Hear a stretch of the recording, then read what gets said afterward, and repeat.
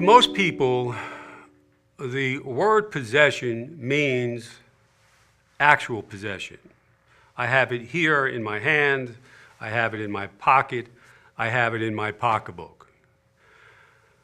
That is not how the law defines possession. The concept of possession in the law is a lot broader.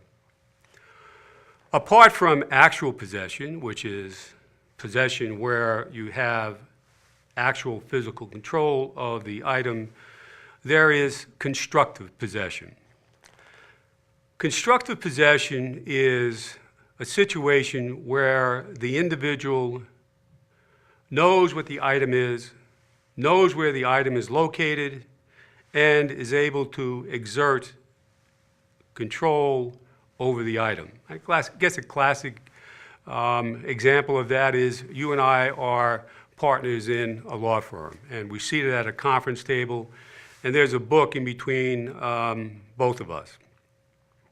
That book is within our constructive possession because we can see it, we know what it is, and all we have to do is to reach over and get the book.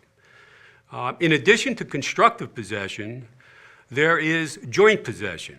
And joint possession is the darling of the prosecutor because joint possession is a theory of possession that allows the government to arrest anyone who is in proximity to a quantity of drugs. The most common type of case involving joint constructive possession is cases where 3 or 4 individuals are arrested with a bag of dope in the car, or people sitting in a living room where there's a bag of dope on a table.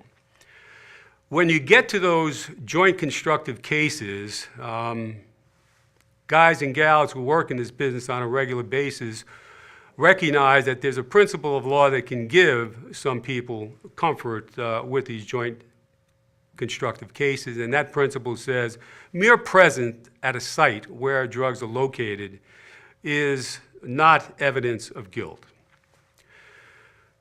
Unfortunately, government agents are able to use circumstantial evidence to overwhelm that principle of law, and they will invariably establish the location of the drug in proximity to the defendant, the quantity of the drug, comments made by the defendant at the time of the arrest, the manner in which the defendant reacted at the time of the arrest. How much money did the defendant have in his pocket?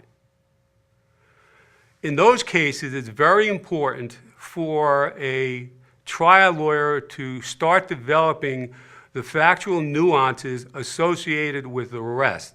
It is important to interview witnesses as soon as possible, and that's so because under these circumstances, the witnesses are the people in the room, and under most circumstances, some of these witnesses are going to be pressured by the government and ultimately become turncoat witnesses. So you need to get out there and you need to interview these people as soon as possible, capture a record so that if one of these witnesses decided to flip, you have a document that can assist in cross-examination at the time of trial.